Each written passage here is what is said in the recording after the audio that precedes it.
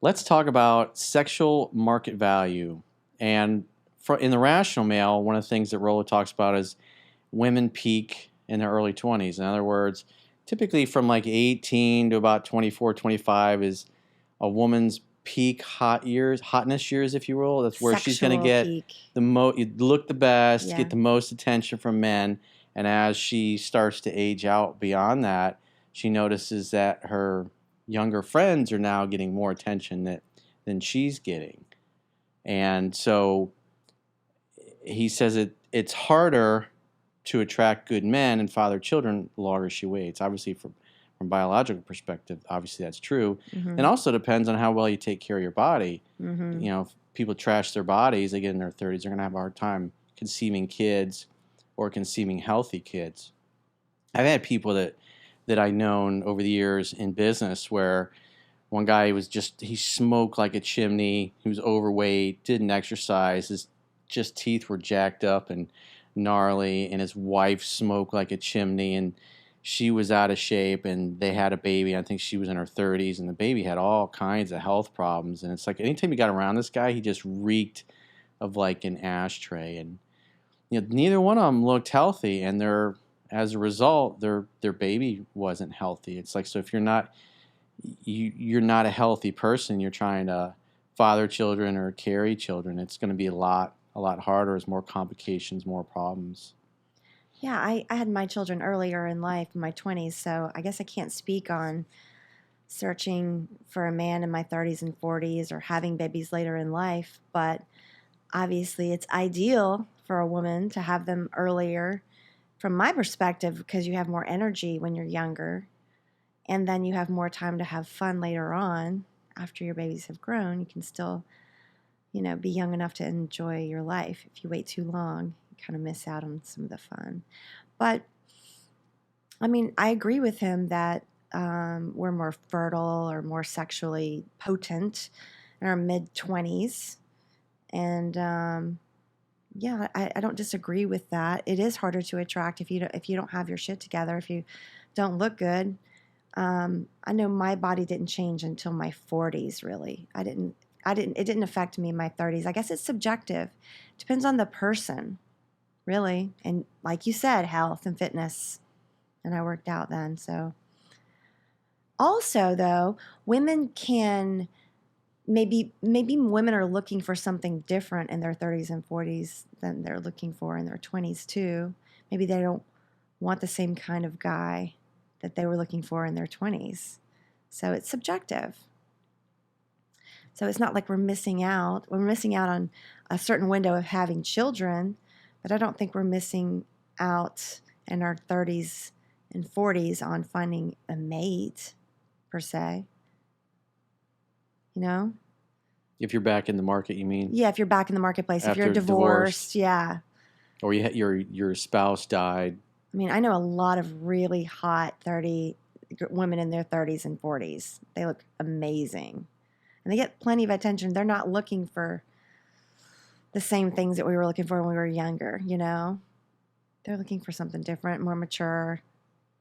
So Chunky and I were just talking about the sexual market value. Rollo Tomasi has this chart in Rational Male of sexual market value for men and women, and they peak at different times. And the women, basically, he's saying that the women's our sexual market value peaks when we're most fertile and when we're the most sexual, like craving it, wanting it, whatever, which is in our mid-20s, 23, 24, 25, somewhere. I don't have the chart in front of me. And for a men, their sexual market value peaks after they've established their career. So like 32, 33, like to 35 I think range. 35, 36 was the peak for mid-30s, early to mid-30s is like when they've gotten their education, they established their careers. That's their market value of what, and through his eyes, what women are looking for is the guy who's established. But I was saying that, and what Chunky was saying was that's looking at women as just being valuable for being fertile and not taking into consideration our maturity and what else we have to contribute to a relationship. So I was saying that, yes, I personally, probably my sexual peak would have been 24, 23, 24, 25, that area. And I had my first, I met my husband at 25. So there you have it. Bam. But when we are fertile. If you are wanting a wife to have your babies, what we sacrifice for that is our bodies are stretched, our breasts are stretched out, we have stretch marks on our bodies, our uterus has lots of damage. We end up with issues later, prolapse, fibroids, all the stuff that having multiple babies does to your body. So we go through a lot. Our bodies take a hit. And then he says that we hit a wall. And that means our value goes down as humans. So our sexual value is not. Sexual market value our drops. sexual market value goes down, whereas a man's sexual market value is higher in his 30s. And I just thought that was strange, because if you want to marry a woman and have a life for her, what is our value after we have our babies? That's when the men start creeping around with the younger girls, because we don't have our value anymore. So maybe that's what causes problems. If that's how you see the world, that your woman has the most sexual value when she's in her 20s, after she's had these babies and she's in her mid-30s, she doesn't have as much value to you anymore, based on this chart. He was saying that men should honestly wait until their 30s to marry. And I get that. I see what he's saying. But I was thinking that that takes... That's when shit really came together for me. It was like my late 20s, early 30s. But that takes 15 years of love and relationship out of the picture. Imagine how much fun and all the great relationships and all the love that you experience between the age of 20 and 35. If you just knocked out those 15 years, I had a damn good time. You've got to live. You've got to live and try and go out there and fall in love. You can't just say, well, I'm waiting till 35 and then I'll get married. That's not realistic, right?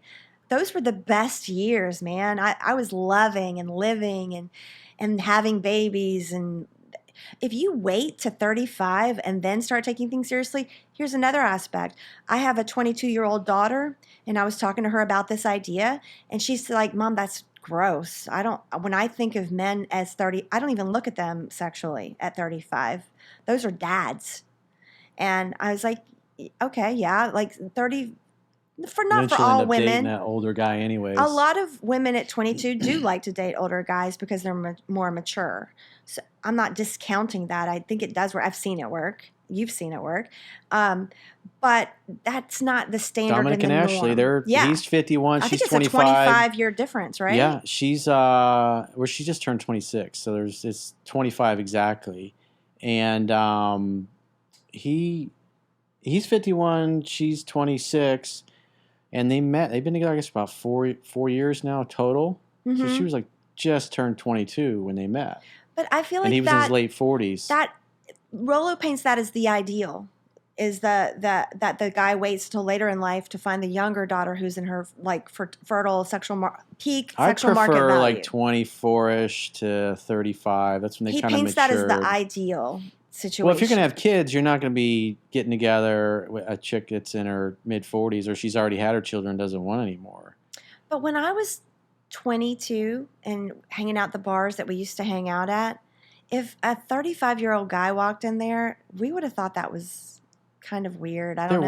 There were 35-year-old dudes in there. There were all kinds of mix of people. I guess what I'm saying is I dated people my age, and I think there was I never dated anybody my age. Really? Never. I dated my age and younger, maybe 2 years older. Like within 2 years of my age, always. I think three years was the closest, and that was when I was younger. And then the gap is always, it's kind of like Leo DiCaprio. He always dates in that like 21 to 22 range, and he's with them for 8 years or whatever. Well, what I'm saying is I don't want guys to put off the years between 20 and 35, because a lot of cool shit can happen in those years. So you don't put it off. It's just that if you... No, but Rollo says to wait. Well, if a man doesn't feel... Like, because we were talking about last night, it's like at 51, I feel like I'm just getting started. Right. You know, because I'm like on a second... It's like a second great epic adventure in my entrepreneurial life, and it's like it took about 15 years to really kick ass if I think about when I started that journey at 18, knowing what I wanted, and peaked in that journey, that industry at about 35, and then 34, 35 got out of it. And then it's like hitting the reset button on your life. I did something completely different at 36 years old. And so I'm 51. I've been at this for 15, 16 years almost professionally. It takes a long time to really grow something. It's like a minimum of a decade for things to go really well. And then, but I think what you teach men is to look out for red flags is the better way to say it. Say, yeah, go ahead and date and fall in love. You don't have to wait till you're 32, 33, 35 to get married. Just look out for red flags. Be realistic. Yeah, I'm just saying from my particular life path, like, because in my early 30s, I was with a single mom, and I got to be a part-time dad, if you will, and it was life-changing. That's the kind of thing that makes your heart flower. It's not a loss. Not at all. I loved it. She changed my life. They had a really tight family, and I really got to see when all the brothers and sisters and the cousins loved each other. They had drama. They got disagreements, and they'd be nasty to each other at times, but I got to see what that was like because I didn't grow up in it, and we had a blast. And like I said, I still see her. She weaves in and out of my life over almost 20 years now, and to me, it's magical. And I know people think I'm kind of weird. My path is not like anybody else's. It's different. People are like, "When are you going to get married?" It's like, I probably will never get married again. Maybe a civil type marriage or something like that, but I would like to have children of my own someday. The way I look at it, because of the way I eat and take care of myself, I figure I've got at least an extra 20 years out of that. So if I'm 51, to me, my effective age is really at 31. And I have a lot of women I meet, they think that I'm in my 30s, which is nice. Yeah. I have some people that say in my 20s, but I think they're just kind of being nice and bullshitting me. I would say 30s. You look like you could be in your 30s. So if you take better care of your body, and you should easily be able to make it to 100 or more. But you don't have to wait. But the point being is, you had so much love. Well, I understand, but my personal life path was different than yours. Because as a woman, if you wait till you're my age, you're not. Yeah, exactly. So ideally, if you're gonna date and have babies, you're gonna.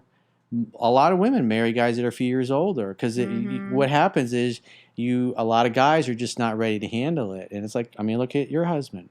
What about if you'd have met him when he was a little older in life and a little more mature? I wouldn't have had those kids. Maybe not. I'm just saying everybody's path is different. Yeah, it is. And we shouldn't put everybody in a box. And there's a lot of love that you had up until this age. You've had 30 years of living and loving, and you don't have to wait for a specific time. Like, get out there and just look for red flags. Don't jump into a marriage with somebody. It depends on where the guy is at. Because if he's in his early 30s and he's just left, it took him, because say you graduate college, for most people, you graduate at 22. You're going to, you're still kind of on your parent, the mom and dad's tit, so to speak, till you're about mid-20s. Say you got a career, you're paying your own rent, you got your first car payment, you're getting a few years under your belt of experience, maybe you move around every few years. And like what I did in the construction industry, I bounced from job to job. And so I was still trying to figure it out. And so I didn't feel like I wanted to have children in my 20s. I wanted to wait. And even in my 30s, I got to have that experience. I felt I was ready. And then I hit my mid-30s and I had a complete life change and went in a completely different direction. I was building a house for my girlfriend, my English girlfriend. At the time, I saw that, envisioned that we would have like 4 kids together. But I changed my life. And then obviously we had the economic crash of 2006, 7, and 8, and that whole domino effect of things. And it took me a lot of years I slept on my dad's couch for 4 years. I'm not going to be having kids with a chick when I'm sleeping on my dad's couch at 40, 41 years old, and I've got this idea for business. Yeah, it's making a little bit of money, but I'm barely supporting myself because I'm dumping so much more the money back in to try to grow it faster so I can get the hell out and get a place again. And it's like, until a guy is stable and he feels like he's got a good amount of income coming in his life, he's not going to want to settle down and Right. have kids. It's got to But be the I'm right different. I'm timing. more independent entrepreneur. I enjoy being single. I also enjoy being in a relationship and having girlfriends. Mm-hmm. But for most men, if you look at them, like when they settle, they feel established in their career, they're making good money, and it's like the next logical step. Like for me, I wasn't the guy that was going to go get the little cookie cutter. Even though I did that with my wife, it wasn't me. I Mm-hmm. wasn't going to be the guy who was going to live in the little cookie cutter, I think it was 1,800 square feet house with a pool and a jacuzzi. We had, I think it was 135,000 that we paid for it, and work for the stable, Syntex Rooney for 20, 30 years and get a pension and have two kids and live in the same subdivision. I was like, that was not my path. It's like there was something like calling me over the horizon. I was kind of like a nomad. Mm-hmm. I learned at that time in my life to follow what felt right for me inside. And up until that point, when I was 26, 27 years old, all those previous years, I was always living my life according to other people's expectations. Even when I was a kid, I didn't feel normal. I didn't feel like I wanted the same kind of life for myself that everybody else had. Because I looked around the neighborhood and the people I grew up with, and quite frankly, most people really didn't seem to be all that happy. They were just kind of existing. They didn't really have deep passion and loving their lives and really excited about how what they were doing with their time. Well, the old model of marriage and family was that you just have to stay no matter what to the end, no matter what the circumstances. Yeah, I saw my grandparents. My grandfather, my dad's side, was constantly fucking hookers and cheating on Oh, my damn. grandmother, and they didn't like my mother, and my mom's parents didn't like my dad or his family, and it's like so there was a lot of drama and people not getting along, and so I saw a very dysfunctional family growing up. And like I said, I looked around in the neighborhood and there weren't too many people that I was like, wow, I'd like to have a wife like that or a house like that or a life like that. And except when I went to the Catholic high school, Cardinal Gibbons, and I got to hang out with a lot of wealthy, successful people and the kids of those people and see how they lived and the things they got to do with their lives. I was like, wow, I want that. Mm-hmm. But as a man, most guys are not going to experience that in their early 20s, and so it takes them a few years. But there are guys that get married, they meet a girl, they get married, maybe they marry their high school sweetheart, and they're just great teammates, and they always stay together, and he builds a business or a career, and then maybe eventually leaves the career, then goes and starts his own company, and she's with him the whole way. That just wasn't. I love that too, though. It wasn't my life path. Yeah. It's not for everybody, but I do see it happen. But if I hadn't been like this, been all over the place and gone and had the freedom to do the things that I did instead of just settling down and staying with one woman and having kids when I didn't feel ready for all that or like I wanted to stay in that at that time, I would have never learned all this stuff and be able to accomplish my mission and my purpose in life. Mm-hmm. It was like, there was a song that it's like I hear on Pandora a lot, and on my playlist, it's the Wallflower song, the One Headlight one. And I remember that song on the radio, and I had run into this girl that I had always had a crush on in high school, but she had a boyfriend. And we had become friends, but I lost touch, but she had a boyfriend. So I got to know her. I was like, she was amazing. She went off to college. We lost touch. Yeah. And then years later, I think it was like probably 7, 8 years later after I had last seen her, I ran into her and we started talking. And it was like all those feelings came back and that attraction.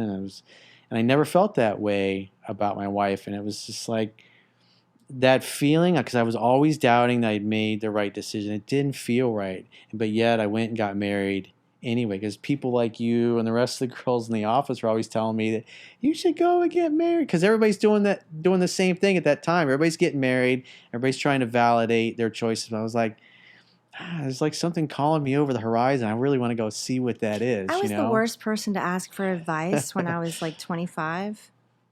Well, I know that now, but I didn't know it at the time. I didn't know shit in 1995. Just saying. I was just figuring it out as I was going along. At the moment, I thought that you were the best couple ever, and you should just marry. You're so cute together. But I didn't know the inner workings of Corey back then either, I guess.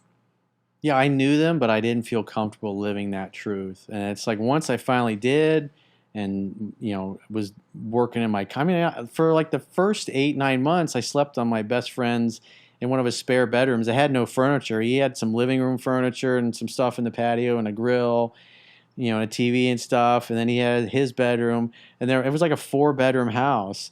And then the other 3 bedrooms had nothing in it. And so I had a 4-inch foam mattress on the floor, and I had piles for my clothes because there were no dressers in there because all my stuff was at the house. And I fucking had a great time. You were just I happy loved it. I felt free. because It you was felt like yourself again. yeah, I could live because what I should have done is I should have just broken up with my girlfriend and moved to Orlando, but because I was full of doubts and I didn't have a family that had an example that I wanted to follow, I did a lot of things because I wanted everybody to be happy. I wanted my wife to be happy because she really loved me, and I felt guilty for feeling the way I did. I was like, oh, I got cold feet, it'll just go away, and I wasn't listening to my inner tuition. And it was all about learning to listen to that. And that's what I've really done my whole life, is just try to go with what feels right. And the more I do it, as I've gotten older and gotten experiences, it always works out. When shit don't feel right, it's like it doesn't work out. Follow your intuition. Yep. And it's hard to do. Yeah. Because a lot of times you're doing things and people don't like that. Because most people in some part of their life are living that way, where they're not living their truth, and they feel really guilty about it and they feel bad about it. They do it anyways, and they collect friends and circumstances, and they build a life around things that justify that. Mm-hmm. Like when I was in business with my partners, I really didn't want to be in business with those guys, but we were making so much money and doing so well, and we had kind of separated the businesses to where we had like 2 companies, so we'd kind of keep each other at arm's length, and they could do their thing, and I could do my thing and control my little fiefdom, but over the years with the friction, and then when Dominic started working on me, I was just in a place where my reality, everything changed. I was like, fuck this, I'm out of here. Like my partner James came to my office one day and he's like, you need to find a way of buying me out. And usually we would all talk it out and work it out. And when he said that, I was going, you know what, motherfucker, I'm ready for that. I'm ready for not to be in business with you anymore and not have to put up with this shit. And my other partner Paul, Paul and I went to hang out for lunch one day, and I was like, and we talked, and he's like, man, I'm over it too. I'm done. We all 3 should just go our separate ways. And that's what we did. And it was hard to do because it was like, boom, hitting the reset button and blowing up my life and starting all over. Everything it built. I've done that a couple of times. I'm still recovering from the last time I did it 3 years ago. But you know what? It takes faith and courage and be able to remain hopeful against all odds. And you have so much to gain by doing that. And it's hard, yeah, but think of how much happier you are now because you did it, and how miserable you would have been if you had stayed. I was It's fucking the miserable. right thing to do. Listen to the inner voice. I mean, life is too short to be miserable. Like it will shorten your life, because Yeah. when you give up on your dreams, and most people all their dreams typically die around 55, 54, 55. That's where they've given up. Accomplished They're a phoning lot. it in. They're like, give me the pill, doc. I don't want to hear about exercise or losing the weight or whatever. They just want to be comfortable And until they coast. croak. They're like on the glide slope to the grave. Yeah. And because success is making progress in life, so you have to feel like you're making success towards your goals and dreams. Otherwise, you're not going to feel fulfilled. You're not going to feel like it's worth it, and that everything you're doing, all your efforts, are worth it. And so it's hard to do those things and keep motivated, and you just have to keep grinding, keep believing in yourself, keep believing that things are going to turn around eventually. Everything can just be like blowing up around you, but you're like, I did the right thing. No matter how ugly it gets, this is going to be okay.